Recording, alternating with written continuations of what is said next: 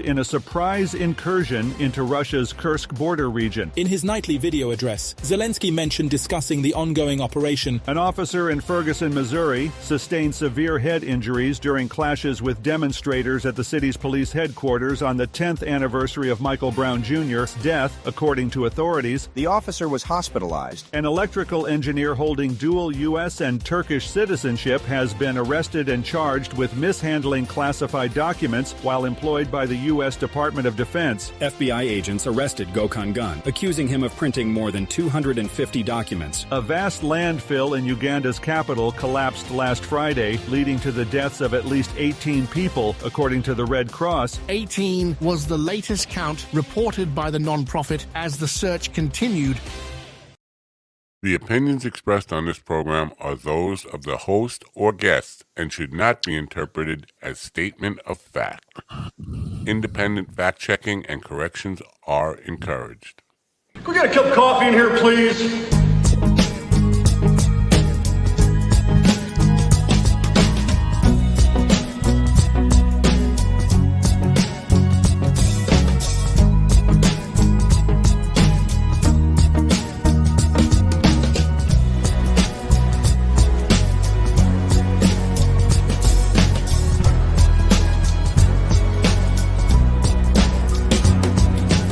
Damn good coffee and hot.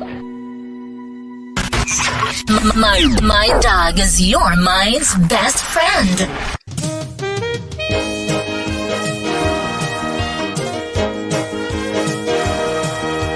My dog is your mind's best friend.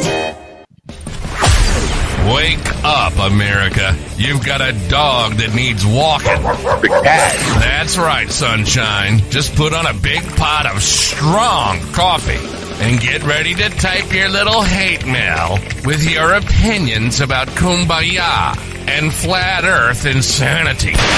Stand-up comedy? You want stand-up comedy? Well, we've got sit-down comedy. It's time for Coffee with the Dog. You make me laugh. I'm not sure what's going on with the radio lately, but it's very hot.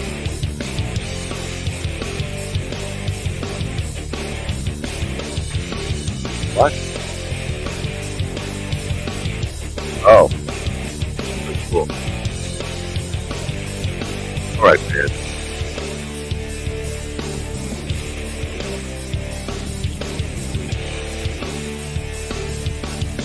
Seems like the song got longer. Get longer. Good morning, people of planet Earth. It is, what is it? It's Tuesday, August 13th, 2024. Lovely summer day. Kind of warming up again, and that makes me happy. I hope it's a beautiful day wherever you are. Today, I think we're going to learn something. We're going to talk about schizophrenia. Schizophrenia, you say tomato, I say tomato. We're going to talk about that in the first hour. In the second hour, we're going to meet a blind guy who was on the 78th floor of Tower 1 on 9/11 when the plane crashed into the towers and managed to escape with the help of his guide dog. Michael Hickson is his name. So it should be a good program, and we should learn something here today. We have a full plate today, so I'm going to and our first guest is already here waiting patiently in the green room, got here early, which is an unusual thing. So I'm going to make this brief as I can. We have a new sponsor I want to tell you about. It is betanysports.eu/dog TV. Let me show you. betanysports.eu/dog TV. That's a mouthful, isn't it? Let me tell you, they not only can you bet any sports right now, you can actually bet on the election, which is unusual. Trump versus Harris. There it is right there. I don't know what the line is.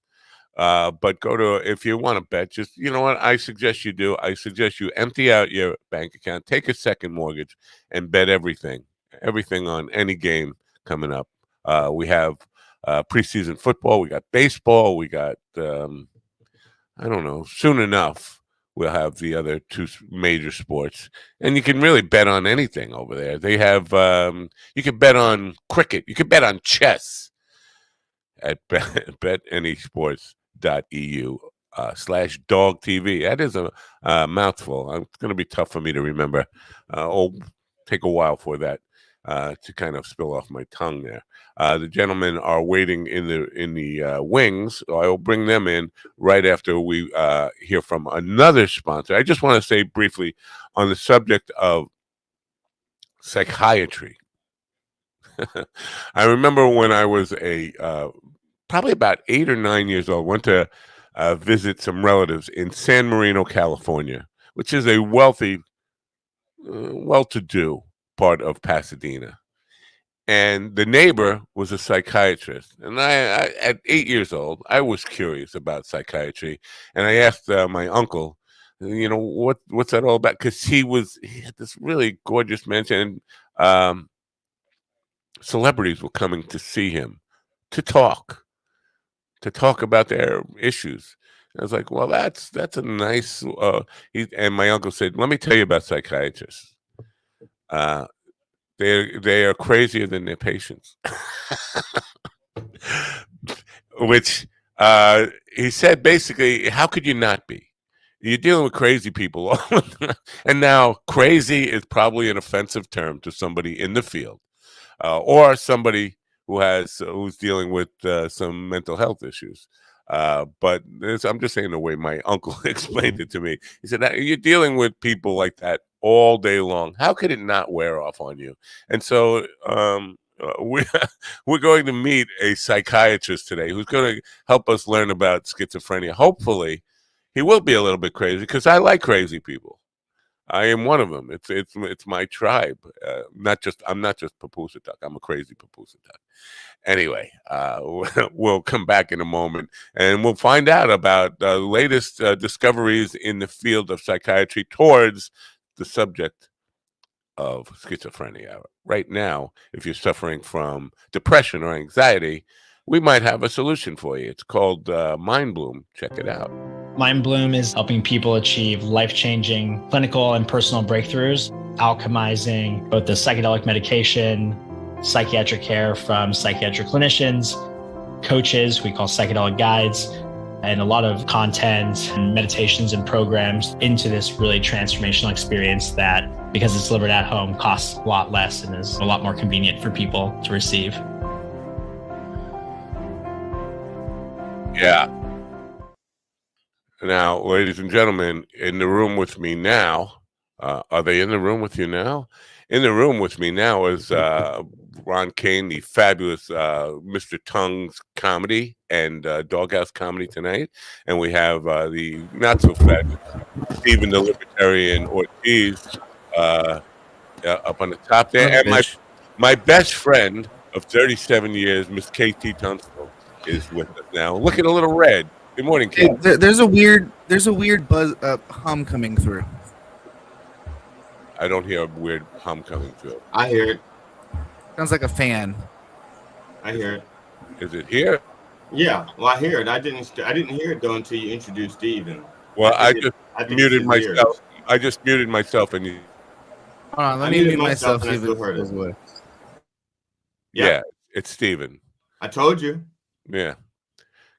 It's just another Willie. It's Ron. It's Ron. It's not me. Yep, it's Ron. See? But it stopped when you muted. Oh, watch. Ron, mute again. Ron didn't mute. Oh, there you go. See? Yeah. Yeah, Ron. so too, Ron. Ron is the Willie. It might be the teapot. Who knows? Oh, teapot. Oh, that might be what it is. It sounds like it's like a... Well, don't ever interrupt the very red KT Tunstall again with that kind of nonsense. Right. Good morning, America. Anyways, good morning, America. My dog TV. Are you going through Olympic withdrawal and can't wait until 2028 to see those rings again? Well, you don't have to wait. Go to minddogtv.com and purchase your very own Olympic cock rings. 5 rings, 5 sizes, 1 price. Order today and get 20 free episodes of Coffee with the Dog. 23. Fuzzy-free. 23 episodes of Michael Jordan. Yes. MindDogTV.com. Enjoy the suffering. Yeah. You guys, we're gonna get to our first guest pretty quickly here. Did you guys, any of you, by any chance, listen to the Musk Trump interview last night? Nope. No. I did not even entertain it with the slightest. I did not know. No. Okay. I didn't either. There were two hacks. There were two hacks yesterday, and they were both on that show. Yeah. Just one thing that I know was said in there that I want to talk about later on, and that is Trump said if he loses the election, he's going to flee to Venezuela. Which I just want to say, if Judge Marchand is listening, he might want to take that into account during sentencing on September 18th. It sounds like to avoid prosecution or evade prosecution. Anyway, we're going to learn about. Isn't that what the Nazis did when they were facing prosecution? We'll talk about it later. Yeah, well, I brought that up yesterday. Maybe he's listening to the program, but we'll talk about that later. Schizophrenia, guys. I've talked about it a lot because I've had mental health professionals on the show, but I've also had a lot of psychics. And I had talked to a psychic at one because she talked about hearing voices and channeling and all this stuff. And I asked her, what is the difference between those voices you hear in your head that are telling you things, and you don't know where they're coming from? What's the difference between that and schizophrenia? And she said nothing.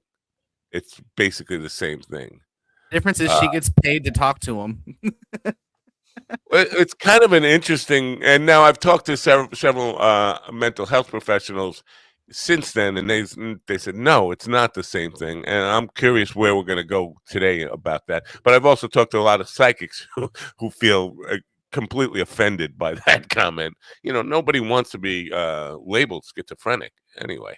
It's time to meet our first guest. Dr. Stephen Lusk has been a practicing board-certified psychiatrist since 1984, treating thousands of adult patients while researching, writing articles, and mentoring students. He served as chairman of psychiatry at a large VA hospital in New York, and I might have crossed paths with him. He's here now, and we're going to talk about his new book, Footprints of Schizophrenia. Dr. Lusk, welcome. Hi, great to see you. Good morning. I don't know. I'm sure you just heard my comments about. Well, I got to readjust here. About talking to a psychic who claims they hear voices, clairaudient, whatever it is. And I asked, what is the difference between that and schizophrenia? And she said nothing. Do you agree with that? Well, if this person truly hears voices, that is a primary symptom of schizophrenia. It's possible she meant that she gets kind of indications or something, but people who truly hear voices are often schizophrenic. So does it make a difference as to, because I guess where they hear it from in the brain, so to speak, like if they hear it from the right or from the left or from the back or from the front, or well, if it's outside your head, that's usually a schizophrenic hallucination. If it's inside, it's more of a thought that's kind of dominating your mind, and that wouldn't be a symptom of schizophrenia. Now, correct me if I'm wrong, but in your book, you talk about the roots of schizophrenia being an evolution of language, yes? Yes. So is it not possible to be a schizophrenic without language, to be, without language? The disease is not possible without language? Well, language is the root of it, and language is what revolutionized our minds 50,000 years ago. And 50,000 years is a drop in the evolutionary bucket. We've been around millions of years, but 50,000 years ago, language totally revolutionized how we use our minds. And it's so recent that not everyone is on board with it yet. And those who are least on board are the ones we call mentally ill, including schizophrenia. Um, so that makes it interesting to me because I think animals, and this could be a highly debatable thing. Listen, I'm not a scientist by any means, but I do believe that animals have cognition and thought. And does that mean that thought is not possible without language? I don't think anyone can really think without language.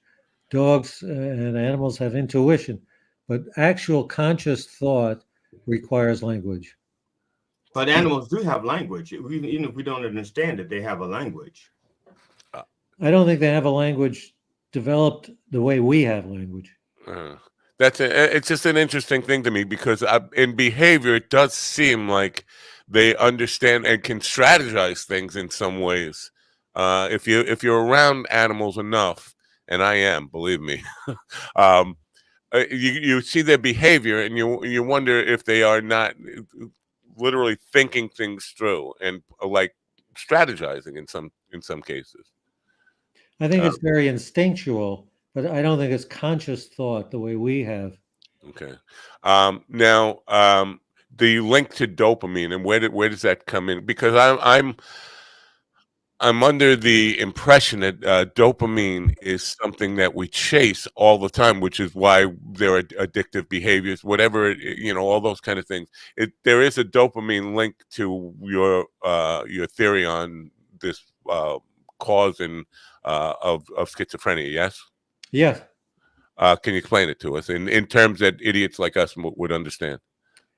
Every mental illness is a result of the desuppression of dopamine. Every single one. And the medications we use either block dopamine or suppress dopamine. And this happened when we learned language. Interesting. So you said de-suppression. It's a very that's so that's unblocking. I'm trying to kind of wrap my head around that language. De-suppression. Yeah, either surging or unblocking. And the medications we use for schizophrenia are called dopamine blockers. We have to block it because of this surge. And we learn to suppress dopamine as we learn language. So, and again, I am not a scientist. I'm trying to understand this, but would that mean that the addictive behaviors that we engage in to increase dopamine rushes, that is leading to things like schizophrenia, like addictions that increase our dopamine levels would help us become more schizophrenic? Yes or no? No, dopamine is also a reward chemical. And if we do things that are evolutionarily positive, we get a shot of dopamine. But that's different. This is a global desuppressive rush of dopamine that causes mental illness. And any street drug that causes a rush of dopamine, like methamphetamine, will lead to psychosis. So now, how did you now? Before I ask you about the treatment and how you apply this stuff, the book itself, "Footprints of Schizophrenia," we're showing it in front. I was going to put your website up there. Is this written for professionals or is it written for lay people like us to help us understand this better? It's written for the lay person, and the reason I wrote it was because I want every psychiatric patient, whether you have bipolar disorder, major depression, anxiety disorder, OCD, schizophrenia, to go to your psychiatrist and say, what is the link between mental illness and evolution? That's the only way things are going to change. Okay. Now, you said go to a psychiatrist. We have I think, like it's almost like stand-up comedy in psychology. People who are not medical doctors but are therapists talking cure people. There is a prevalence of them. Are they not part of the equation, or? Yeah, those two, either your psychiatrist or your therapist or both. What is the link between mental illness and evolution? Demand an answer, because otherwise things are not going to change. And psychiatry is in the dark ages for too long now. So is the treatment now going to be based on more dopamine blockers or managing dopamine in some way? Every medication we use for mental illness either blocks dopamine or suppresses I dopamine. got that. But for schizophrenia now, are you saying the answer lies in more of that or less of that? The answer lies in orthodox psychiatry being willing to look at the influence of evolution and language on mental functioning, and they are not. They simply disregard the issue entirely. Why? Why do you think they have disregarded it for so long? Because Well, the schizophrenia is not new. Because they're invested in the research tracks that they are used to, and they're not willing to look at different points of view or approaches toward their topic. I guess they don't want to be the ones who, hear "I told you so," but they are not open to hearing these new points of view, and it's sad because That it is keeps sad. us in the dark ages. We Right. don't have a single blood test, X-ray, CAT scan to make a diagnosis. We rely entirely on what the patient tells us and the family and the medical records. Every other specialty has tests that give you a diagnosis. We don't. We'd love to have it. We don't have it. Right. TD, did you have a question? I interrupted you. You said, Yes, I'm used to you interrupting me, so I write these things down so I don't forget. all right. I forgot my pen though. No, with what you're saying about the involvement of evolution on, or the effect of evolution on schizophrenia, are you suggesting that we either could evolve our way out of schizophrenia, or that there's a way to, let's say, artificially evolve the individual so that they evolve beyond schizophrenia? Well, 50,000 years ago, there was no mental illness. And I predict that maybe 20,000 years hence, there will be no mental illness, at least as we know it. How would we know that there was no? How do we know there was no mental illness 50,000 years ago? I mean, there's so many things that we're still just trying to get a grasp on. It's not like there's a fossil record of craziness, and then all of a sudden there's a fossil record says, there was no craziness beyond this point.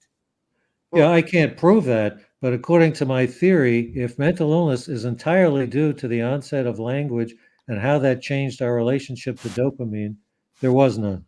And I don't think there's any evidence that there was any. And I think in 20,000 years, we'll have worked this evolutionary change through to where everyone's on board. And we're not going to see the mental illness in the way we see it today. What an interesting thought.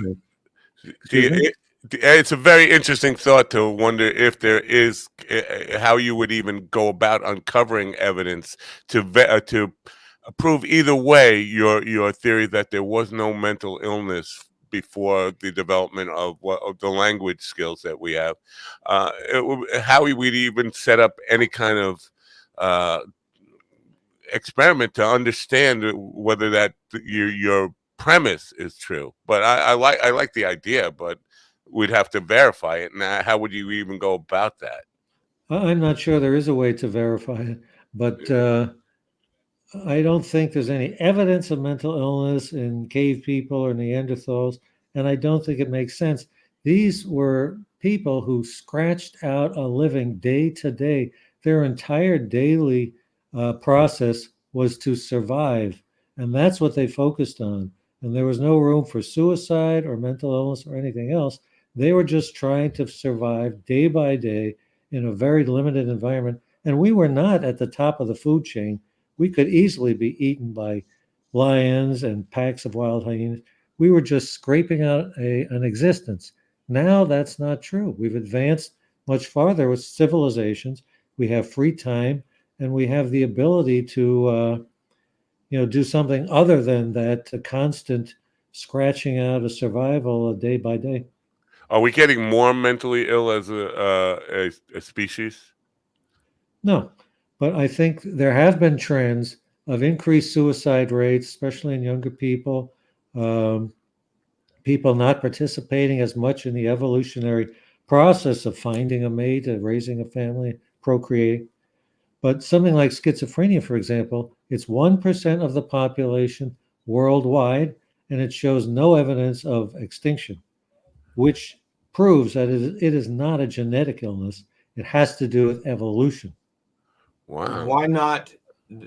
because I can see in my that perhaps there's a gross amount of inbreeding back when humanids were not quite as evolved as they are now. And since we know that inbreeding can cause all sorts of mental and physical ailments, why not inbreeding as opposed to evolution or language being the root cause of schizophrenia? Well, there may have been some inbreeding, but I'm not. I don't think that was the rule. I think that happened, but you're saying that schizophrenia is due to the lack of inbreeding. I don't think there's evidence for that. I think there's a lot more evidence that what we're seeing is evolutionarily related, language, and dopamine related. Wow. The part of the problem is and this is my opinion. It's not fact. Please don't. But I think as a rule, humankind does not want solutions that are going to take 20,000 years.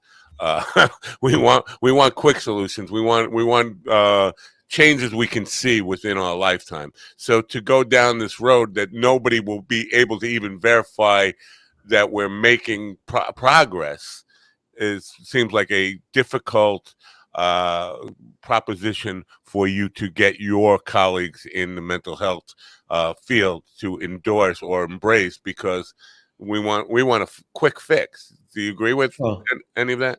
Yeah, there is hope, though. If we can get orthodox psychiatry to start looking at this, then we may make much more ground. I mean, our medications are primitive. They take weeks to work. They're laden with side effects. People go off them.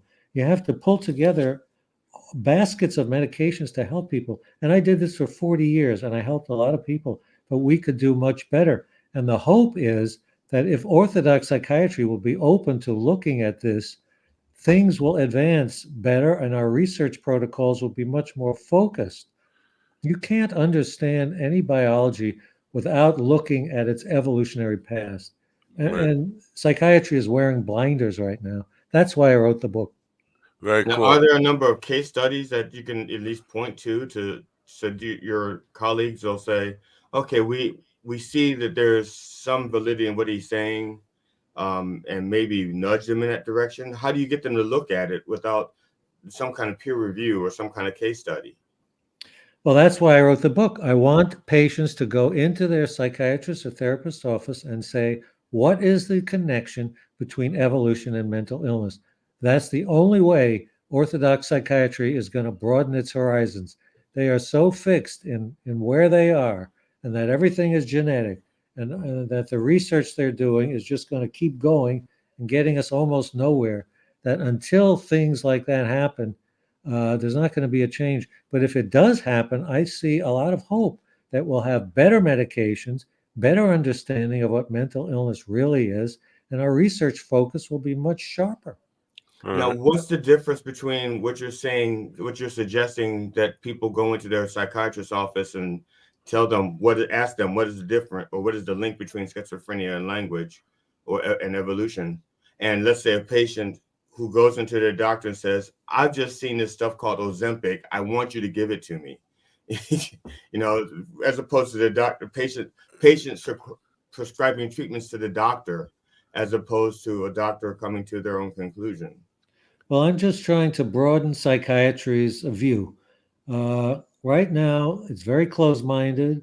They don't want to hear from me. I've written 20, 30 letters to the American Journal of Psychiatry, tried to publish papers, rejected with the comment, oh, this is speculative. It's not speculative. If you give it a chance and really consider it, it makes perfect sense. And psychiatry is in a terrible position right now. They are so desperate that they're looking at psychedelics to try to help people who really are fragile and probably should not be exposed to psychedelics. That's an interesting thing. I think you saw that we have one of those as a sponsor on the program, and I was going to ask you about that because, listen, I could lose a sponsor over this, but I'm willing to if we, because I think it's important to have an open and honest discussion about this. Yesterday, MMDA was not approved by the FDA for treatment of these things. Now, because we are in a rut. We're using psychedelic mushrooms and ketamine and things like that.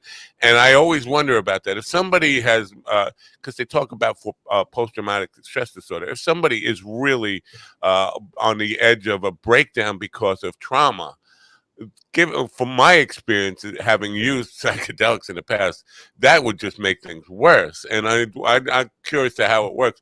Is your position that all the experimentation with psychedelics to treat mental illness and trauma and anxiety and depression and all that stuff, is that the wrong way to go? I think it's dangerous. Here's what psychedelics do. It's called the deconstruction reconstruction theory. When you take a psychedelic, and I've never taken one, what it does is basically break your mind down and dissolves your ego, and then as it leaves your system, so it deconstructs your mind, and as it leaves your system, you kind of reconstruct yourself, hopefully from a better vantage point, so that you're stronger at the end of it. But for a lot of people, they don't have that better vantage point, and in fact, they end up worse off than they were before. And that's what we call a bad trip. But there are articles in the American Journal of Psychiatry and others describing how patients have taken mushrooms and were set back, months and years in their ability to function. And that's too dangerous. Until we know who will be harmed by it and who won't, it's too dangerous. What we should do is use psychedelics, learn everything we can about how they affect the mind, and then create better, safer molecules to help people. And is there a particular reason that you have not you yourself have not tried psychedelics? Well, my mind is the most precious organ I have, and I'm not going to roll the dice with it. And that includes marijuana and anything else.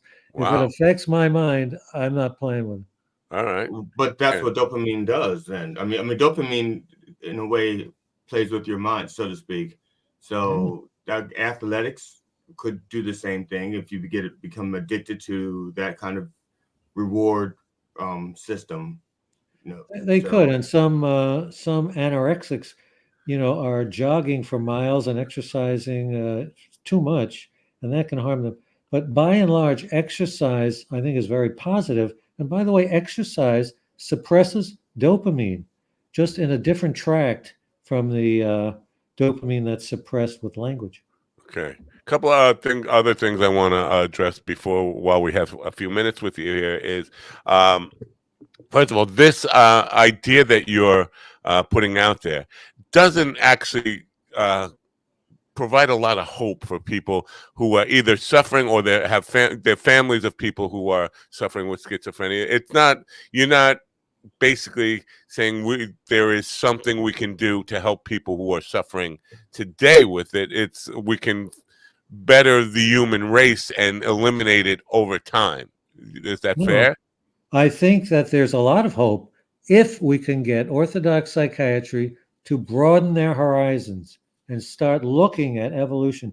You can't understand anything unless you know the context within its where it came from, where it is now, and where it's going. And psychiatry refuses to look at it. If we can change that, I think there's a lot of hope that we'll come up with better research, better medications, a whole host of things.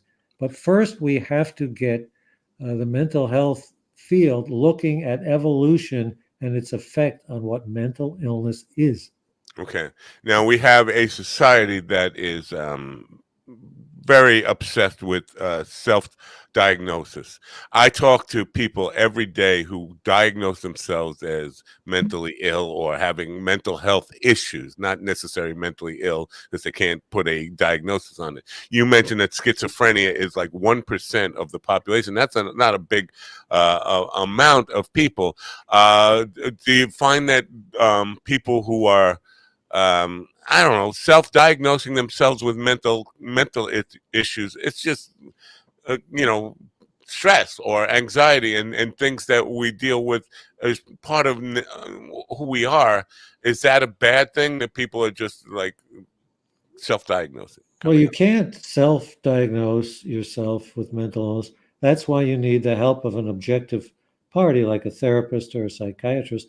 I mean, certainly you can think about your problems and what might be causing them, but you can't self-diagnose yourself. Right. So schizophrenia, that I'm assuming, and you'll correct me if I'm wrong, that it can come in degrees, right? There are people who have experiences of short-term, whatever, voices or whatever outside influences they think they have in their head, and there are people who live with it full-time, 24/7. Yes. Yeah, and people can have a brief psychosis, often due to drug use, and come out of it. But those who are hearing voices, regularly, those people are going to be schizophrenic for a lifetime. By the way, 1% isn't so small. There are 3.5 million schizophrenics in this country alone. And if you think of them and their families and their caregivers, it's a massive group of people who are trying to deal with this problem, yet it's entirely under the radar. Yeah, what I'm trying to do is to bring it out into the open and reduce stigma. Yeah, but most of them are already involved in like politics and law enforcement, so we know who they are. So it's not like we can't keep track of them. His job is to be funny. You see, mine? Oh, yeah. no. Well, there are what they call high-functioning schizophrenics, like Jonathan Nash, who won a Nobel Prize, and Ellen Sachs, lawyers, doctors, all professions. But most schizophrenics are going to be lower functioning because of this radical problem with dopamine. Now, do people like, Nash, I think Nash was the subject of the movie, what, A Beautiful Mind? Right. Okay, so would there not be schizophrenics who see that movie and think, that's me, I am a high functioning I'm a John Nash. It's like Asperger's. It becomes a thing where, like Asperger's, people, all of a sudden that was a fad self-diagnosis. That's what I was talking about, self-diagnosing. People see this kind of examples and then say, well, that's me. Yeah. And you made the point that you can't really self-diagnose yourself, but we have a society, I think, that has a penchant for self-diagnosis, and I think that's part of the problem. Well, I think A Beautiful Mind did present a very accurate picture of schizophrenia, and if someone realizes through that movie that, yes, I'm hearing voices and I'm seeing people that aren't really there and situations that don't really exist, that could alert them to having schizophrenia. But usually that diagnosis is pretty obvious between the ages of 18 and 25. If you're past age 25, you're pretty much in the clear. I have a lot of people on now, not as much as I used to, but a lot of people who are in the New Age fields. They call themselves psychics, mind readers, whatever they call themselves, tea readers, channelers, all these people. And I think, and maybe you can consider this, I don't know, I think the more you, and this is not dopamine related, I don't know if it's dopamine related actually, but the more you tell yourself that you're hearing voices or you're channeling things, the more you start to imagine this stuff, the more susceptible you come to actually crossing that line. Do you see any validity in what I'm saying about that? There's this deluding yourself into hearing. I think I hear Haywind from Atlantis telling me a message that I have to deliver to society. When you're schizophrenic and you're hearing voices, there's no doubt about it. I mean, you don't have to convince yourself of anything. This is a serious, complex illness, and it destroys people's lives. But they hear voices talking to them. They see things. They, have delusional thoughts, and their functioning usually deteriorates. And people can notice that it's not a hazy diagnosis. You can't convince yourself into it. This is an all or nothing major proposition that people suffer from all over the world. It's 1% worldwide, and it's not showing any evidence of extinction, which is one bit of proof that it is not genetic. It is evolutionary. Darwin told us that any gene or mutation that doesn't make you more functional and more reproductive goes extinct fast. And schizophrenia is not going extinct. But fast is a relative term when you talk about evolution, because evolution has millions of years to do what it's got to do. So fast could be 30,000 years, 60,000 years. Well, fast is a lot quicker than that if something reduces your ability to function and reproduce. I mean, there are a lot of species that go extinct every day. This is what you need to survive in this world. And genetically, if you're not functioning and reproducing, you're going to be going downhill in numbers. We don't see that. Well, reproducing, yeah, but functioning, that's slightly different than reproducing. Well, they're two related issues. On a similar note to the psychics and channelers and all those people, the religious people who talk to God and deliver messages from God, is that schizophrenia? Is that self-delusion? What is your take on that? Well, if they are truly hearing voices outside their head from God, it's very likely they have schizophrenia or some other form of psychosis. If they only do that when they use drugs, no. But if they're routinely hearing voices outside their head, that is a very likely diagnosis of schizophrenia. Oh, wow. Because there are more and more of them. And this is the last question that I will have for you, and then I'll let you go. I appreciate you being here. It says, you're talking about evolution, and I don't know how much you are aware of trends in thinking and people who are. Carl Sagan said he feared a time when we would slip back into the dark ages and superstition and all that stuff.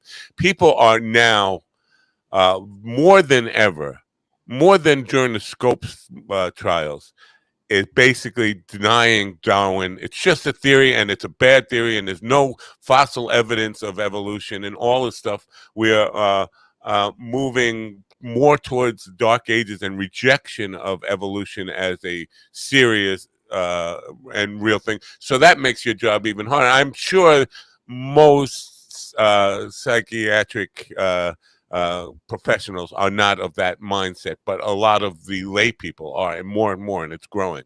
Does that concern you? Well, yes, but anyone who really takes a good look at it, and if you read Darwin and read literature about it, we come from somewhere. We weren't just placed on Earth by some alien force. We evolved, and if you read about that, it's obvious that we evolved from, lower forms of animals. Chimpanzees, etc., are our direct ancestors. I think that anyone who gives a serious look at it will believe it. And Darwin was a smart guy. He came up with some theories that are now very accepted as obvious truths. They are accepted but they're becoming less accepted. And we're having more people, whether they're just trying to be contrarian, or I think, and I talk about this with conspiracy theories, people are just so desperate to have their identity bigger than they are and be noticed for something that they want to come up with these ideas and say, I'm the guy who proved Darwin wrong. Elizabeth Ann says, is it more prevalent in certain cultures, schizophrenia? No, and that's one of the fascinating things about it. It is 1% of the population worldwide across all socioeconomic boundaries, ethnic boundaries, geopolitical boundaries. And that is further evidence that it's an evolutionary situation, not genetic. A lot of genetic illnesses like sickle cell, they hover more in Black people, or Tay-Sachs in Ashkenazi Jews. Schizophrenia is across the board, 1% worldwide. Wow. Well, the book is called Footprints of Schizophrenia. It's available at StephenLeskMD.com. Dr. Lesk, I thank you for being part of the program. Are you still working at the VA in Brooklyn? No, I'm retired as of February. But I should say you can get it on Amazon, BarnesandNoble.com, anywhere great books are sold.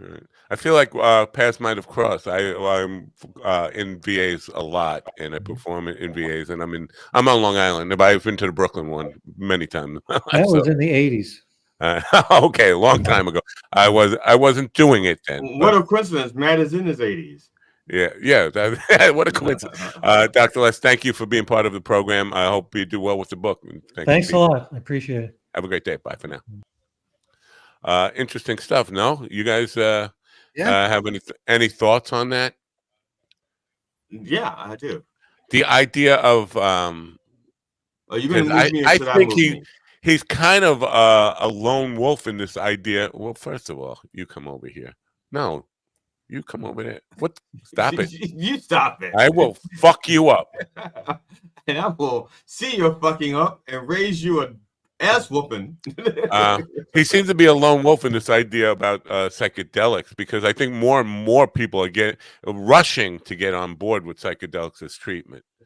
But again, that I'm not on.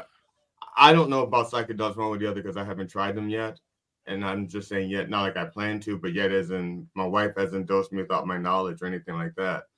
But again, that's a shortcut, right? If we're looking for a long-term solution, how do we get people to evolve to the point where there's no longer schizophrenia? That was my point about hope. Like you got, let's say, your brother, who happens to, well, just say your brother is dealing with schizophrenia, and you're trying to get him some help, and you go to a psychiatrist, and they say, well, we'll deal with that as an evolutionary thing. Like, he's fucking nuts right now. I need some help with him right now. He's hearing voices. He might stab me in my sleep. I can't wait 20,000 years. Well, if he stabs you in your sleep, then your problem solved. Well, my problem solved, but his isn't, and society's isn't. But then he solved somebody else's problems. Right. You warned him. Yeah. I don't know. It's just a curious thing. And this idea of people, self-diagnosing. I think, and again, I think all the people out there, especially the channels, you've heard them. I've had them on this program with you guys here. People saying, well, I heard a voice in the middle of the night say, write the book. We've heard them say, I've heard a voice in the middle of the night say, run for president. Yeah, right. Yeah, but that can be attributed to being half asleep and dreaming and shit like that. Now the voice I usually hear is no. No. That's the voice I hear in the middle of the night a lot. That's why they call it consent, Ron. That's why you stayed out of prison. If you listen to that voice when they say no, you stay out of prison. I don't know that that's true. I think well, that's a different no. That's a different no. That's KNOW. Ron. I think there are people who hear the word no and they respond, "You're a hater." Yeah. No, don't rob the flower shop. You're a hater. That's what I'm supposed to do. It's you hater. You know what I'm saying? If you know what I'm saying. Yep. Oh yeah. Ron, how was Mr. Tongues last night? Am I a hater for asking? It wasn't bad. We had surprisingly there were a couple audience members, but I mean it's like mid-August open mic, so I was happy we had a couple people, but it still wasn't a bad night. Yeah, it wasn't a bad night for a Monday night in August. Everything needs a little bit of a qualifier. It wasn't a bad night for a Monday night. Comedy comes with qualifiers. As a matter of fact, when you take a comedy course, before they teach you to write a joke, they teach you qualifiers. Right. And then they start teaching you how to write a joke. Now let's discuss the red elephant in the room. Go ahead. Especially in the Northeast, because what? That's right. I was just gonna say, especially in the Northeast, you do, because when it comes to summer, it's like every show is a gamble. Yeah, I don't know if that's just the Northeast. I think it's pretty much North America, basically the Northern Hemisphere and the Southern Hemisphere. All of that whole round thing. Eastern Hemisphere and the Western Hemisphere. Right. Yeah. Pretty much all of it. Let's address the red elephant in the room. Why are you red today? Are you trying to honor me with? You heard I'm being inducted to Papoosatuk, and you're trying to honor me. I was trying to honor you, and also let them know that I was trying to get into the club. I was trying to get into the club. Oh well, I thought you were just embarrassed. You have a better chance of getting into the club en natural, because I'm not going to go up there naked. I could probably talk to my grandpa about his club if you want in, since you're not really black anymore.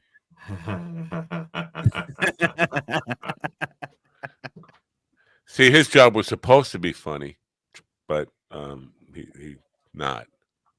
The forensic humorist laughed. That counts. Yeah, well, there you go. But I don't mean naked, of course. I mean just naturally brown skin, dark brown skin. Well, this is my natural complexion. There's a green screen behind me. Yeah. All right.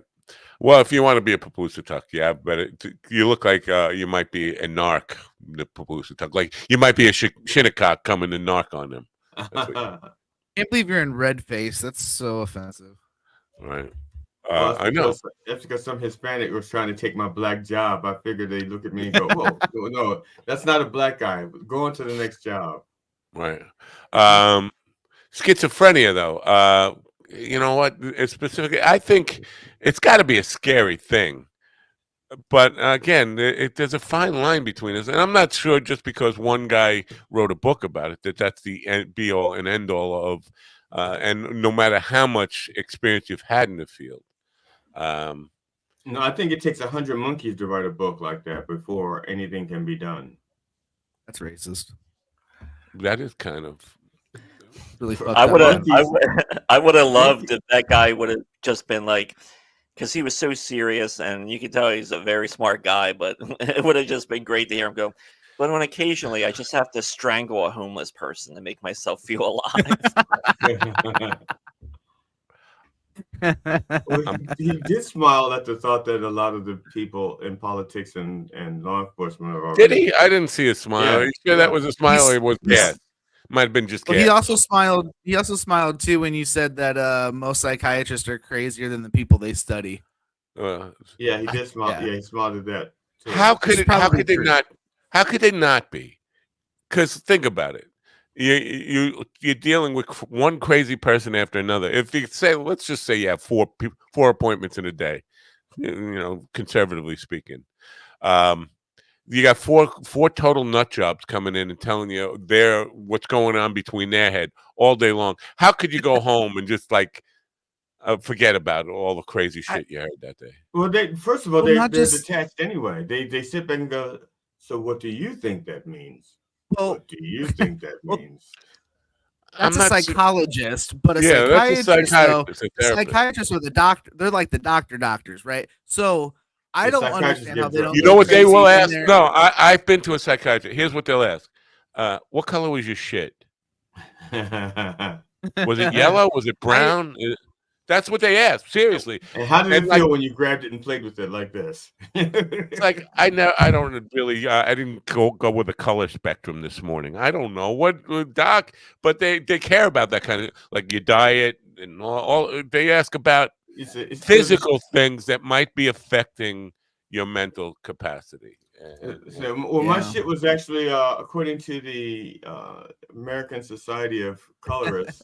720-C3. Is that hex or what your hex number? Is that? No, that's straight up analog. So those are print colors. Well, see, we actually in the United States, we actually do have we do have like the United States flag. The official flag has official colors. And so but the numbers are print-based numbers, not digital numbers. So I'm just thinking catalog numbers. Yeah. Hex numbers and CMYK numbers. Not RGB scale, CMYK scale. I thought they were C++ scale or HO scale. I thought they were HO scale. Those are cars and trains. So I wonder how these psychiatrists don't go crazy when they have to get into the mindset of these people that they're helping. They do. That was my point. They do go crazy. How you wonder how they don't go crazy? Haven't you ever seen a documentary about Harley Quinn? Who? Harley Quinn, famous psychiatrist, famous case study. You know, Harley Quinn was invented in the animated series of Batman, right? And that makes it untrue. How? I mean, he's not completely wrong. She was a psychiatrist who got won over by the Joker. Ron, are you hearing voices right now? No, I'm just hearing every pussy dry up on the East Coast. Thank you. Hey, well, it's just the East Coast. We still got 3/4 of the country to go. And guess what? I'm in the Midwest, so that's not my problem. And it is called the country. So, well, technically, are you in the Midwest? Because you're in the Eastern time zone, right? You're in the Eastern time zone, right? Fort Wayne boy. Technically, I'm in Eastern time zone, but so you're not Midwest. So yes, I am in the Midwest. All right. Where did I want to go We're with America's crossroads? I go by Eastern Standard Time, but I identify as Midwest. Wow. Okay, listen. Why is it mountains? Why isn't mountain time zone Midwest? It's almost not. It's not all the way west. And there's plenty of flatlands that are in mountain time. You know that, right? Yeah, that's why I'm okay. So don't come at me about my positioning to the Eastern time zone when there's fields. But you said you were in your Midwest, but you're in the East. Geographically speaking, are you hearing voices right now that are telling you?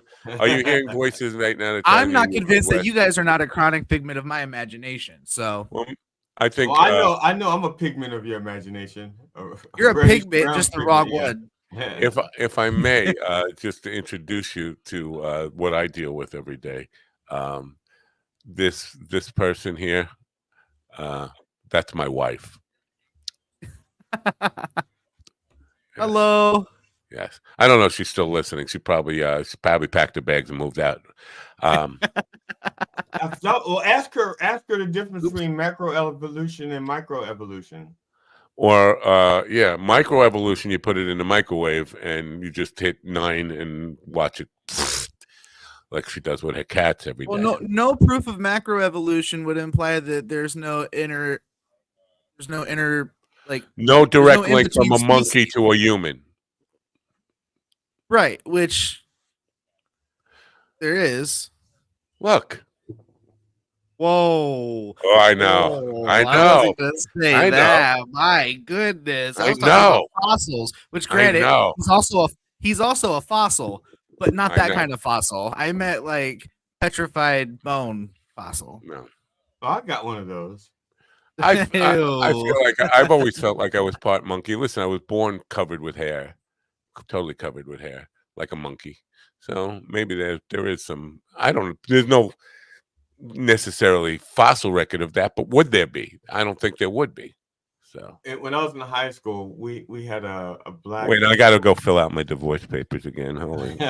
We had a black social studies teacher, and we were discussing evolution, and he just said we're discussing evolution, but also we were talking about Black history and racial slurs, and one of the racial slurs was how people would call blacks monkeys. Howard Cosell. And so, well, Howard Cosell is one of 3 or 4 people that did it. I think Nixon did it. Maybe Truman. Reagan did it. Reagan. Okay. So yeah. I know a few presidents have done it. That's the good thing about audio tapes. And one of the things he said was he says they say that we're monkeys, but if you look at monkeys' lips and how they're all covered with hair, he says they are much closer to white people than they are to black people. He says we have full lips, they have thin lips, and he kind of ruffled some feathers. But back then, there was no such thing as going to the principal's office to kind of comment like that. You just went, "Damn," and that was it. Yeah, that was it. Nobody, and our school was like 90% white, and so they were just going, "Damn!" Nobody reported them to the PC police or to HR or anything like that. It was just one of those things. Mel Gibson is trending on Twitter. Great. Who did he call a Jew now? No, I thought he had something else coming. Isn't he in a movie or something? There's something. Go ahead, Ron. You're a show business guy. Shout out to Mel Gibson. This man is making his own movies again because that's really the only way he can make movies. He's popped up though in like a few roles here and there, but I think he started a movie studio with was it Mark Wahlberg? No, somebody. That not Mark Wahlberg. No, He started this movie studio to start making more movies like Passions of the Christ and shit. Swear to God, I read that somewhere. But not Mark. Please don't tell me Mark Wahlberg. I'm just starting to tolerate him. No, you're not. Oh, thank you. I'm sorry. I didn't know that there was a voice just outside my head telling me to tolerate Mark Wahlberg. Don't worry. That'll evolve out of you. We'll check back in 20,000 years and see how you do. Oh, never mind. I just looked it up on Snopes to be sure, but it's Snopes. It's fake news. Okay. Snopes. It was going around that Mark Wahlberg and Mel Gibson created a non-woke film studio, and apparently even TMZ was reporting it for a little bit. But I guess like yesterday, Mel Gibson. This is Ron's department, and he's fallen down. Publicist said it's not true, so it's not news. It's fake news. So Ron should have been up on that enough to shoot you down in the moment and say, "Shut up, you schizophrenic." Was so cool no one cares enough about Mel Gibson at this point, except old racist Vince Vaughn. Vince Vaughn does. Vince Vaughn is. This is why he's trending. I guess him and Vince Vaughn are doing something.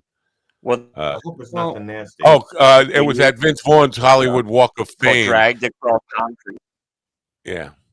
All right, let's do news. How about that? You guys excited for news? Whoa, shit! Right on time. Yay! Thanks, Dad. Top of the hour. You love news.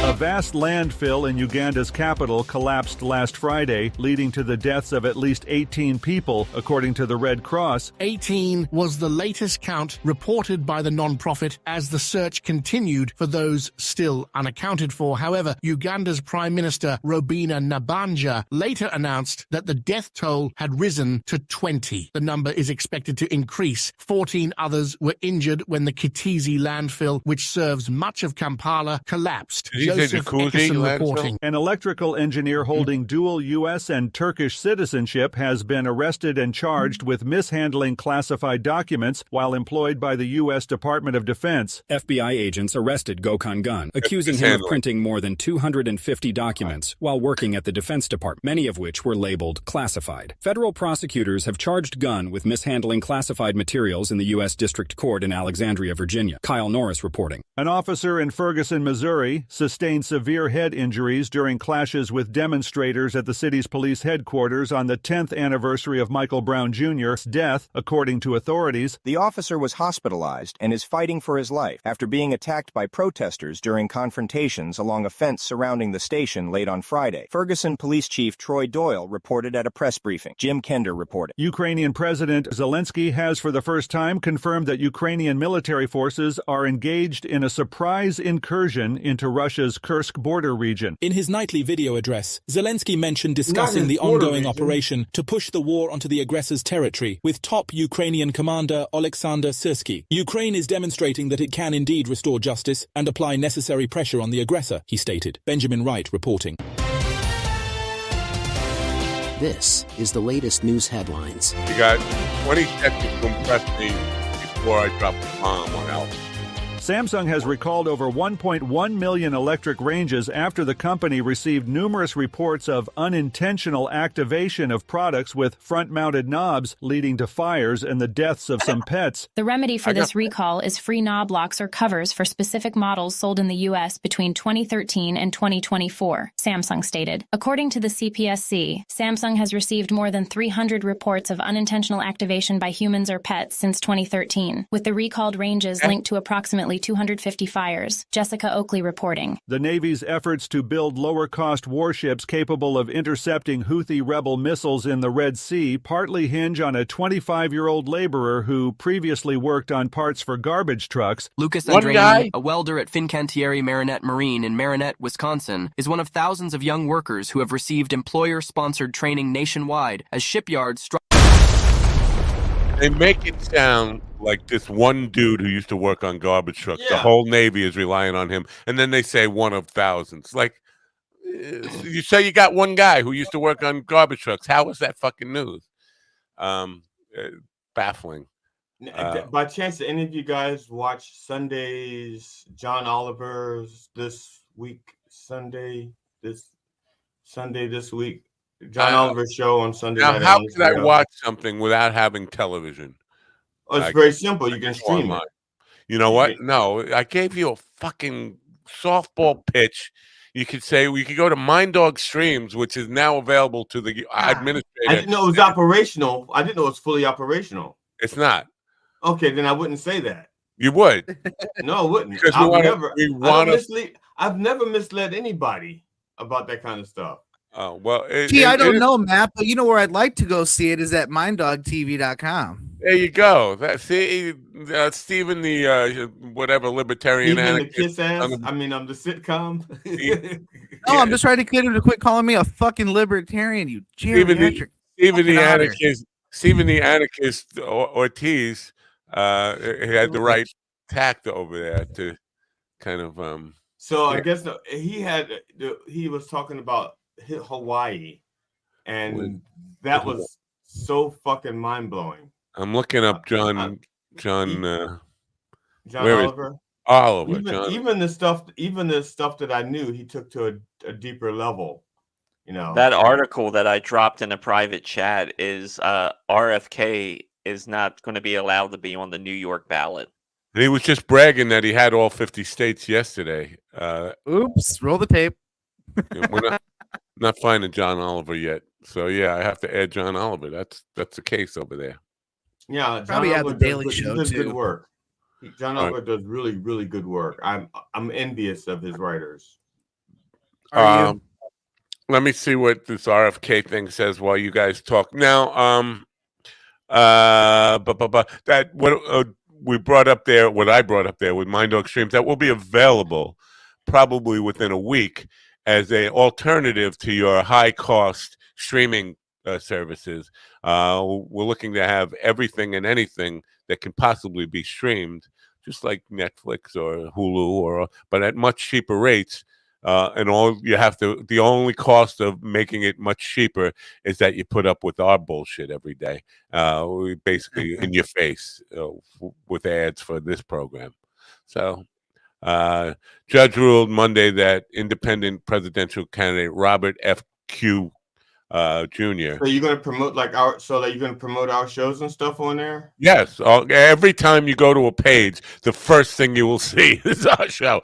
No matter what you're looking for. That's the kind of strategy I had behind it. They're going to get in front of as many people as they possibly can. He cannot appear on a state's November ballot, siding with the Democratic-backed political action committee that challenged Kennedy's candidacy over residents he listed to qualify. So I did not know. Now that's kind of weird. Because they're saying that's a technicality that he didn't list where he lives correctly. Yeah, they're saying it's a sham. Well, this kind of backs what he's been saying about how the system is rigged against him. I think anybody, what do I know? But I think we should definitely let him on the ballot. People have a right to say no. But keeping him off the ballot does feel like, they're afraid of him. And that's the case he's been making all along. I'm not, this is kind of like censorship in a way.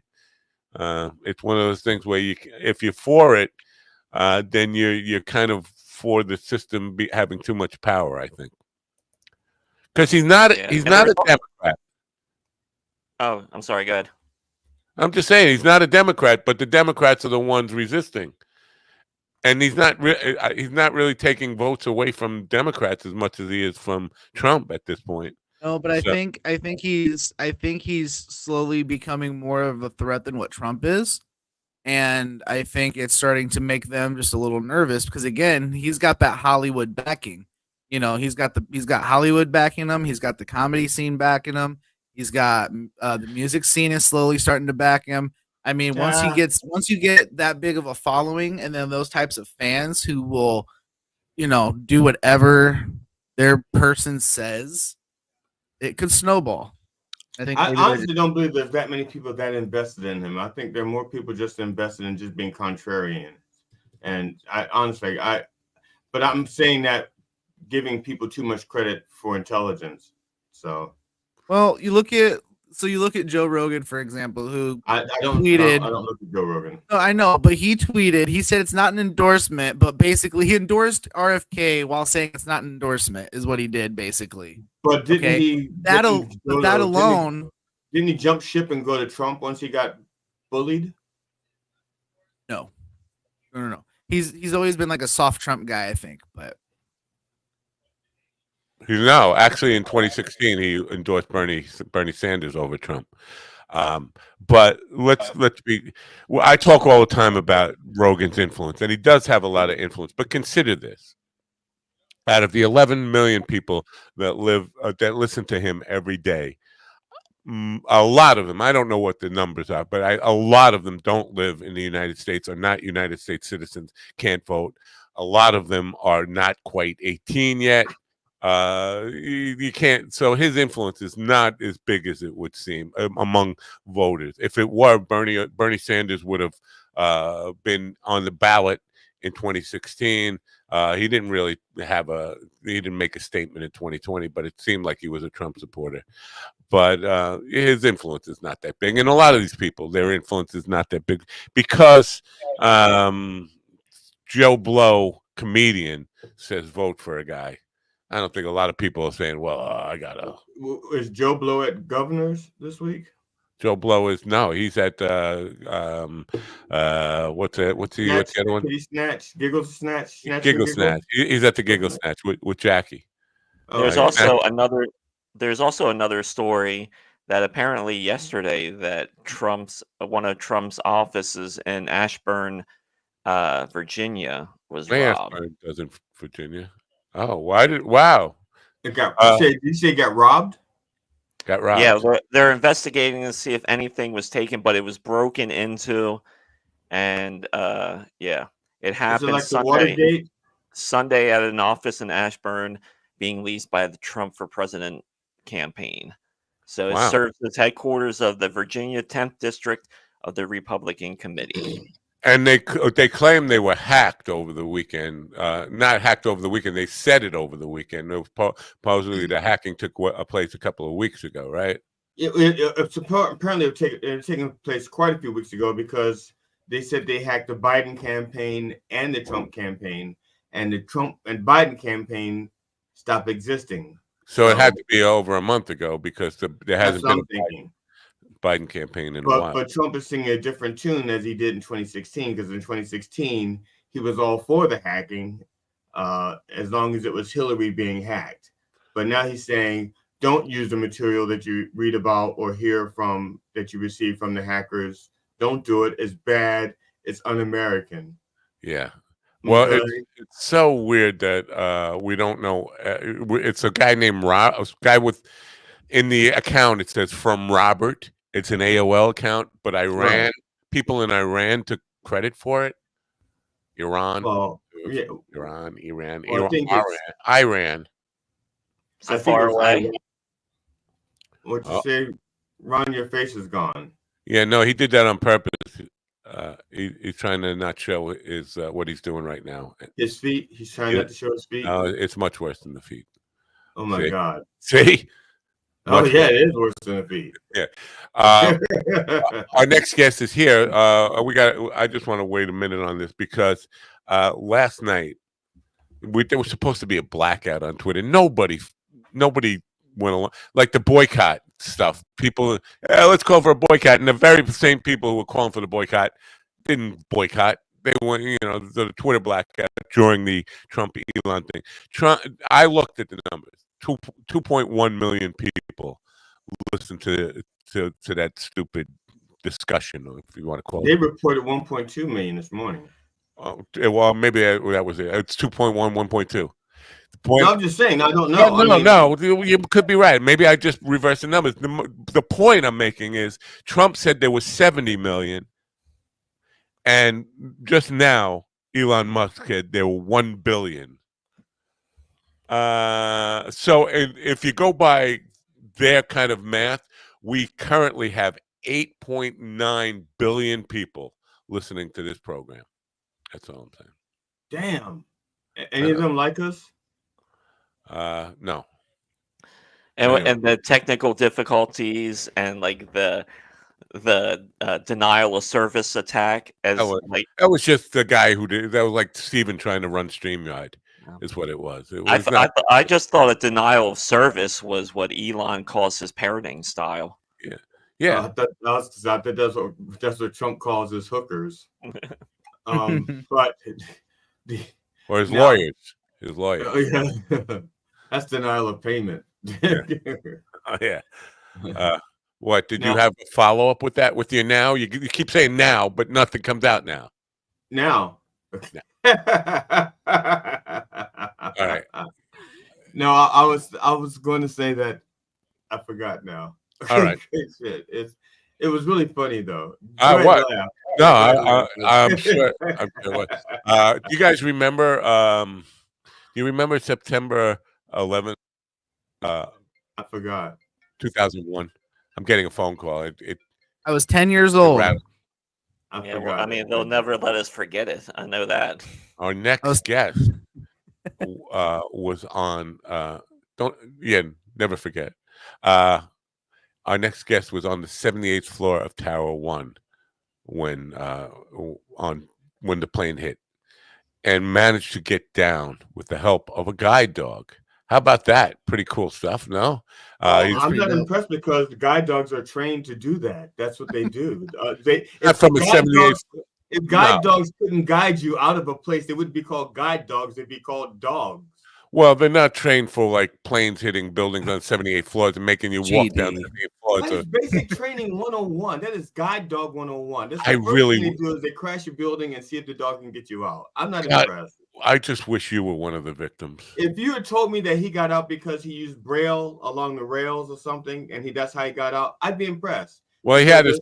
Let me just finish introducing him before you start with your negative crap, which is going to get you. Oh, you're a hater. You're a hater. I am. I hate you.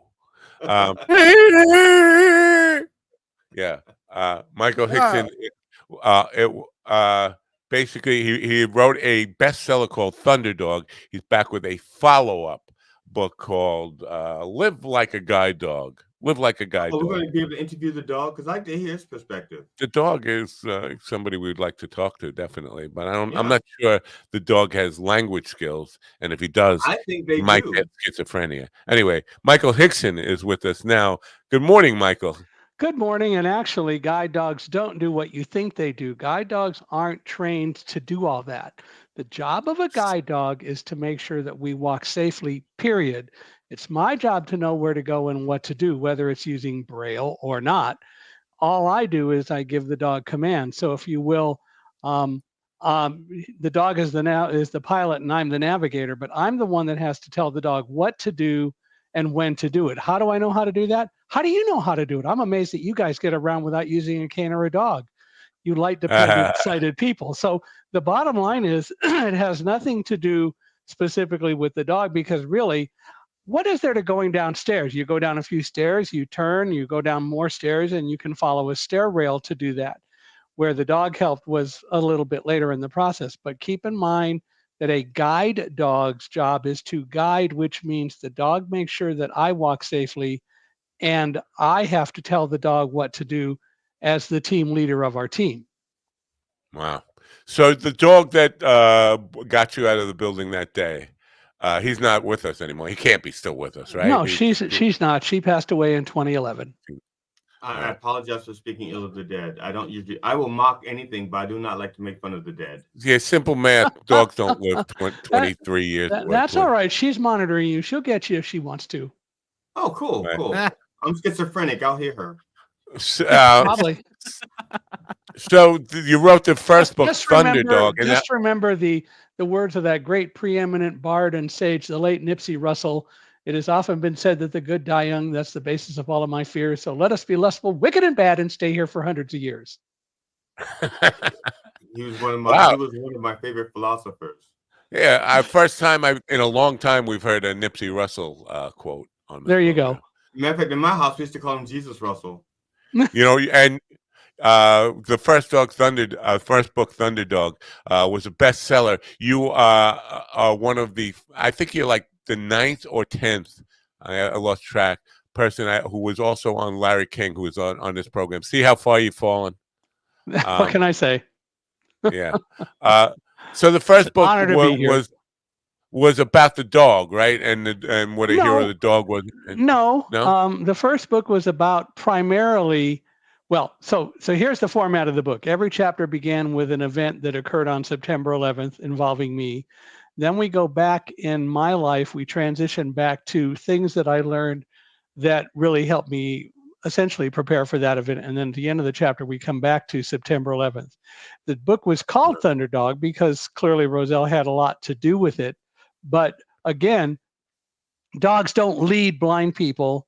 The dog's job isn't to know what to do. In fact, when it was over for Roselle because dogs don't do what if, which takes us to our second book, Live Like a Guide Dog.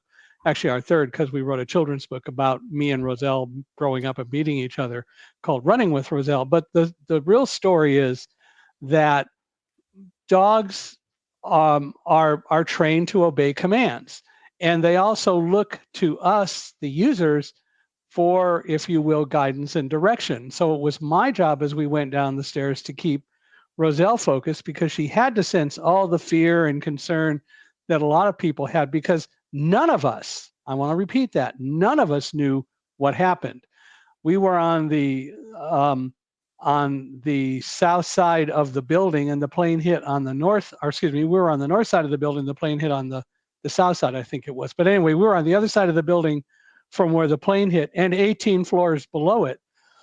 As I was going down the stairs, there were a lot of other people in the stairwell who also were from the same side of the building that I was on, and no one knew what happened. Of course, people say all the time, well, of course, you didn't know, you couldn't see it. Balderdash. The reality is that Superman and X-ray vision are fiction. Hate to break it to y'all, but they are. And nobody knew what happened. The people, as we went down the stairs, we figured out an airplane hit the building because I began smelling the fumes from jet fuel. And I finally recognized it after a few floors because I never expected to smell it in the World Trade Center. But when I observed that I was smelling the fumes from burning jet fuel, other people said, yeah, we were wondering what that is. You're right. We must have been hit by an airplane, which is right. We were, but we didn't know it until we got outside. Wow. Now, what did you hear it? Did you hear the crash? Oh, well, no. I mean, again, 18 floors of concrete, steel, and rebar between us and the plane and the whole building. We felt kind of a muffled thump and shake and really not even much of any kind of an explosion because we were so far away. But then literally the building began to tip and we moved maybe about 20 feet because tall buildings like that are flexible. They're made to flex in windstorms and so on. They have expansion joints. So the plane hit the building flexed, came back, and there was no question about leaving. We had guests in our office, and I had a colleague from our corporate office in for the day because we were going to be doing some sales seminars to teach people how to sell our products.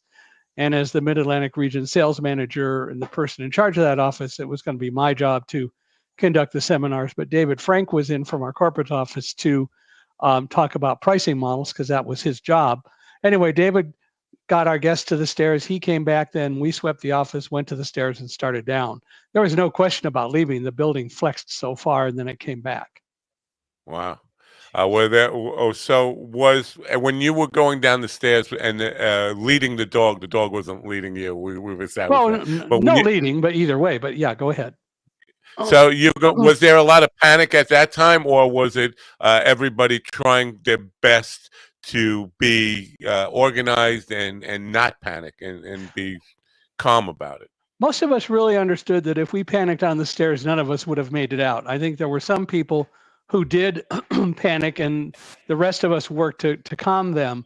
For example, we got down about 10 floors and somebody right behind me suddenly said, I can't go on, I can't breathe, we're not going to make it out. And literally a bunch of us just surrounded this person and had a group hug right there on the stairs. Roselle gave her kisses, and this lady was able to continue to focus. David, my colleague, at the 50th floor said, Mike, we're going to die. We're not going to make it out of here. And I just said, stop it, David. If Roselle and I can go down these stairs, so can you. And we all worked to keep people focused. And actually, David having said what he said and me responding, he told me later that kind of brought him out of the funk that he was going into, and he ended up walking a floor below me on the stairs and shouting up everything that he saw. Did I need him to do that? I didn't need him to do that, but he told me that he wanted to do that because it would keep him focused and give him something to do. But what he really did was something I think that was one of the most incredible things of the day, and that is by being a floor below me and shouting up like, "Hey, Mike, I'm at the 44th floor. This is where the Port Authority cafeteria is, not stopping, going on down." David became a focal point for anyone on the stairs who could hear his voice. And so anyone who could hear him knew that somewhere on the stairs, someone was okay. And that had to keep a lot of people focused as we went down the stairs. But we all worked to keep panic from happening on the stairs where we were. Wow. Now, was he ever celebrated for his efforts on that day besides by anybody besides you? Not that I've heard. Wow. He did write a story about it that got published a few months later in Reader's Digest, but not that I've heard as such. But I keep continuing to talk about it. As far as I know. Is he? Well, we should make a big deal out of him because it sounds like he was one of the heroes that day. I mean, he was. Yeah. As far as I'm concerned, he certainly was. Now, how long were you outside of the building, and how far away were you from the building when it collapsed? Well, so we got down the stairs to the lobby about 9:35 and got outside about 9:45. So we got outside about an hour after the plane hit. We walked over to Broadway and started walking north on Broadway. And we were at Vesey Street, so we were very close to Tower 2 when it collapsed. And then everyone turned and ran. David ran. He was gone, and I eventually caught up to him, as it turns out. And we continued to run. We got caught in the dust cloud of Tower 2's collapse and ended up going into a subway station. We were looking for an opening because we needed to get out of the dust cloud, so I just wanted to get inside the building that we were running next to. But it turns out that the first opening led to a stairwell, and this is where a guide dog and Roselle did her job. So as we were running, I kept telling Roselle to turn right because I wanted her to go into the first opening she saw. I didn't know whether she could even see my hand signals or hear me, but she must have. And I heard an opening, but she turned right, she took one step, and she stopped, and she wouldn't move. And I had to investigate to discover that we were at the top of a flight of stairs because she did exactly what she was supposed to do. You come to stairs, you stop until you're given the command to go forward or whatever. So we went down into the subway station, and we were there for about 15 minutes when a police officer came and said the air's clear up above. Well, it was clearer, but it wasn't great. But when we got up, David saw that Tower 2 had collapsed. And then we continued to walk further away. And when Tower 1 collapsed, we were maybe a quarter of a mile away in a little plaza area. So we went behind a retaining wall because another dust cloud was coming at us. And we waited until everything stopped and then got up. And then David said, "Oh my God, there's no World Trade Center anymore." And it was after that I was able to reach my wife and find out that 2 aircraft had actually deliberately been crashed into the towers, one into the Pentagon, and a fourth was still missing over Pennsylvania at that time. Incredible experience that you've had, and I'm sure you've had this discussion many times, but we are all ears for it. But I want to take a brief tangent from that, because you said you told the dog to turn right, and we just got off a discussion with a guy. This discussion was about the development of language leading to mental illness and schizophrenia, and I brought up animals and language, and the fact that I believe that animals have thought. Now, the psychiatrist we were talking about was of the belief that there can be no real cognition without language skills. The dog understood right and left, and he understands words, right? Yeah. Sure. And animals have language that they do communicate. So I communicate. I didn't want to be the dead psychiatrist, so I stopped. Right. Well, so the thing, in your opinion, they have thought processes, right? Sure do you agree with that? Yeah. Sure, and they do. They have skills. They have thought. They have conscience. They have problem-solving skills. But the thing that makes a dog, well, a couple of things that I would point out that make a dog, for example, in general, different than a person.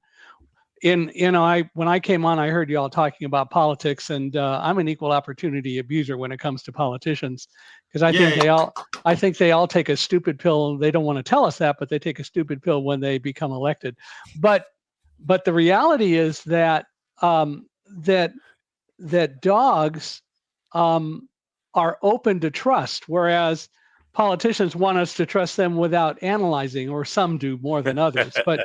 But the reality is that dogs, unless something incredibly traumatic happens directly to them, they're open to trust. We're not. We have really learned not to trust. And one of our presidential candidates is always saying, "Trust me, trust me." Why? You have to earn that trust. And I think that people trust without analyzing, which is a problem. But in the case of dogs, unless something incredibly traumatic happens to them, they're open to trust. Now, they don't trust automatically. I do believe that dogs love unconditionally, but they don't trust automatically and unconditionally, but they're open to it. And that's what we ought to be. We ought to be open to trust, but people should really have to earn our trust. I don't care who it is. People should have to earn trust from anyone, and especially in the case of politicians, we should analyze what they do. The other thing about dogs, and I mentioned it briefly earlier, is that unlike us, dogs don't do what if. We're what ifing everything to death. We worry about everything, especially lots of things over which we have absolutely no control or no influence. We worry about them. What if this happens? What if that happens? Do we have control over it? No, but we worry about it anyway, and that just completely promotes and foments fear. And we really need to start to recognize that what we need to do is focus on the things that we can control and deal with those and not worry about all the rest of it. Live Like a Guide Dog was written to help people learn to control fear rather than allowing fear to, as I would put it, blind or overwhelm them. The idea is that you can use fear as a very powerful tool to help you focus rather than letting it overwhelm you and blind you so that you are not able to make decisions at all. But that's unfortunately what we allow fear to do for us, and we need to stop that. Now, people, you just referenced that people use or pretty much live with the principle of what if. Now, I am, as a comedian, I've done a lot of stupid stuff. Wait, you're a comedian? But I've learned, one of the things I've learned over the years is that dogs live by the code of what sniff, which is not too different than what if. It's just what sniff. Yeah, what sniff. That's what. Yeah. Sometimes that's his contribution to comedy this morning. Is that it? Okay. But the reality, but dogs sometimes sniff, some better than others. On the other hand, that nose can be a very significant lifesaver. I once heard a story about a gentleman who had taught his Portuguese water dogs how to detect cancer, and they were also show champion dogs. And he took one to a dog show. And whenever this particular judge, a woman, came near the dog wouldn't do what he had been commanded to do, or she had been commanded to do. I don't remember which gender it was. The dog just laid down. And after the guy got home, he realized, oh my gosh, the dog was really doing what I taught it to do, which is to lay down if it detected cancer. So he called the judge and he said, "Do you have cancer, or have you been checked for cancer?" And she said, "No." So he told her what the dog had done and why he thought the dog was doing it. Well, the judge called him back about 3 days later, and she said, "Your dog just saved my life because I did go to the doctor based on what you said, and we caught breast cancer in the very early stages." So now, did the dog win a medal for that? Because obviously, if the dog does not obey commands, he doesn't win a medal. But since he saved the judge's life, did he get at least a participation trophy or something? Don't know. Got a bone.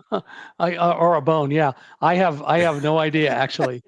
We have to follow up. Give me that man's information. We have to call them. We have to follow up with that dog. There you go. We'll follow up. Now, so the first book, you had some minor celebrity going on with the first book. You celebrated and made the book tour and on television and all that stuff. This book, it's like a good 15 years in between books, right? Why did you wait? It was really at the beginning of the pandemic that I realized that I had not, although I had talked about being able to go down the stairs and not letting fear overwhelm me, I didn't do anything to teach people how to control fear. So we started writing, and I worked, and I love to collaborate. So I worked with Carrie Wyatt Kent to write this book called Live Like a Guide Dog, True Stories from a Blind Man and His Dogs About Being Brave, Overcoming Adversity, and Moving Forward in Faith. And the idea was to teach people how to control fear, teach people to start to use their minds, realize what they do, and to use the information that they can glean and determine from within to learn to control fear and not let it overwhelm you no matter what you might experience. And the reality is we can do that.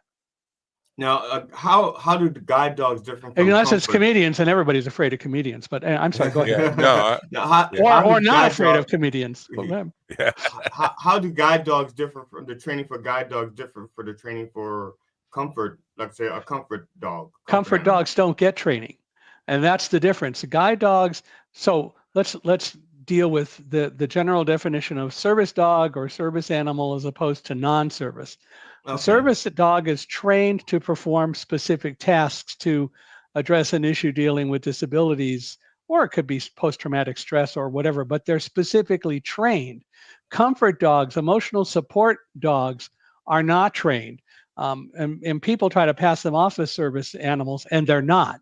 They've actually made it really difficult for those of us who use legitimately trained dogs because they want to, the people with these emotional support dogs want to take them on airplanes and so on.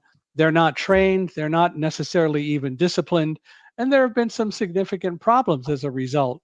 I've had dogs growl at my dog on airplanes or while waiting for airplanes. And the reality is, if your dog isn't trained, it's not a service animal, it's a pet. Right. Okay, the reason why I asked because there's such an influx of people calling almost anything a service animal. Yeah, that's the problem. As a matter of fact, just to toot my own horn, I have a comedy bit about animals auditioning to become service animals. You know, they're just going in for interviews because they want to be service animals. Right. And that's and that's based on the fact that everybody wants, a lot of people, not everybody, want their particular pet to be a service animal. Their comfort snake, their comfort rat comfort. I know a woman who was very proud of the fact that she got her rat certified as the first emotional support rat in Colorado. Come on, give me a break.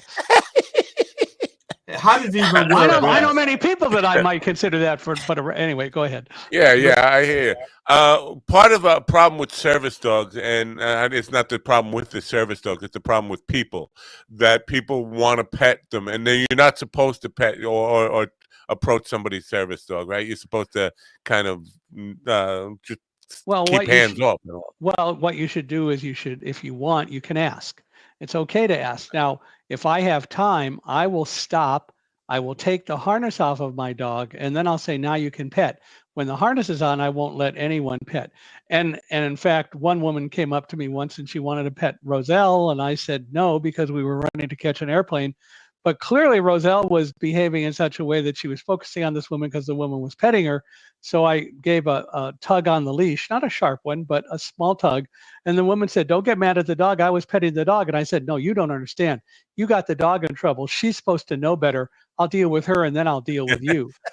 But well, that was going to be my question. As part of the training, are they supposed to ignore people or? Well, they're supposed to. They're supposed to not be distracted, but dogs are dogs, people are people, and things happen. Now, if it's a child, a lot of times the child will want to pet the dog, and the mother or the father says, no, the dog might bite, or you don't know the dog, and this and that and the other. I will always stop then. I don't care what's going on. I'll stop. I'll take the harness off, and I'll say, of course you can pet the dog. And then I'll explain what the dog does and why I took the harness off.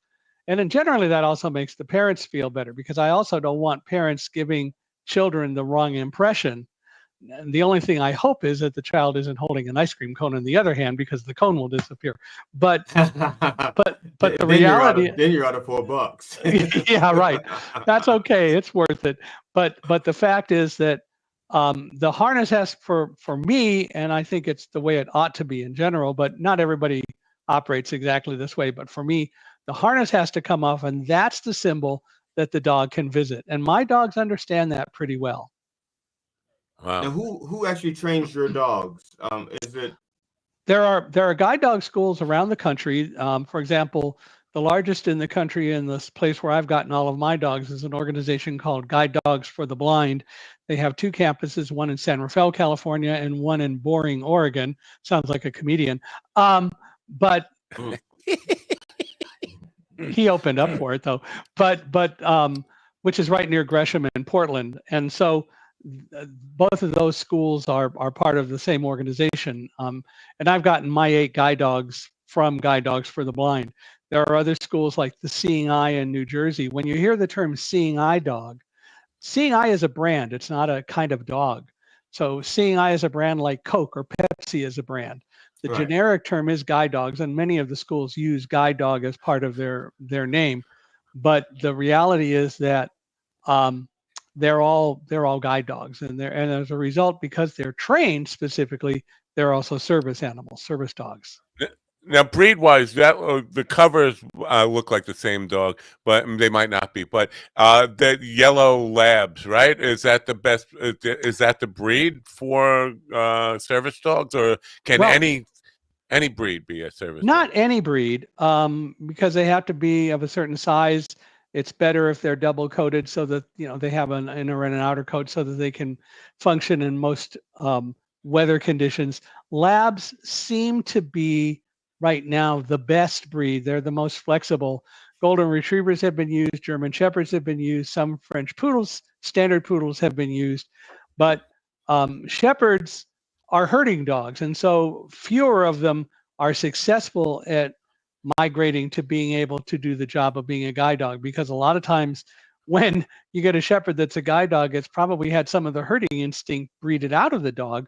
Because they are herding dogs. So labs tend to be the best. And even then, the success rate is only about 50% or so. The schools are always working on improving training techniques, but by and large, the fact is that only about 50% of labs are successful. Shepherds and Goldens are in the 20-25% arena. And I think what happens if they're not successful? Do they flunk out of guide dog school or service dog school? What we have learned is it's to be very fair. It's not very fair to say they flunked or they failed, because not every dog is really cut out to be a guide dog. Just like I'm not sure if any of you use are. that language with Stephen all the time. I'm not sure. I'm not sure any of you are good at truck driving, right? Or being a pilot, or being a physicist. You could say comedian. I know you want to. I actually excelled at all 3, but go ahead. Did you? So tell me, what's a confluent hypergeometric equation? That's right. It is. Yeah, right. What is it? See, that shows what you know about physics. My master's degree is in physics. You are asking for a lesson in just being frustrated with and wanting to kill him. You will want to get an attack dog, is what you will want to get. No, but the issue, I do actually have a serious question about.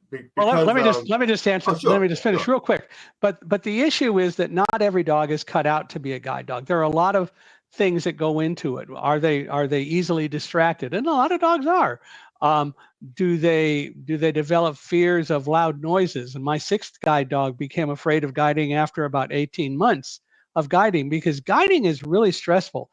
The dogs take it seriously, and if they take it too seriously, they get stressed out and can't work. So the fact is, it's a process. Let me cut you off just 1 second. Come back to that. Hold on to that thought. Because the book Live Like a Guide Dog is for humans to live like. Now, if not every dog is cut out to be a guide dog, certainly not every human is cut out to live like a guide dog. Would you agree? Well, somewhat. I think every human can learn to do a better job of controlling fear. And that's what Live Like a Guide Dog is really about. Dogs have fear reactions, but they can learn to overcome them, and so can we. Now, my question is, because you're referring to the success rate of different breeds being more conducive to becoming guide dogs.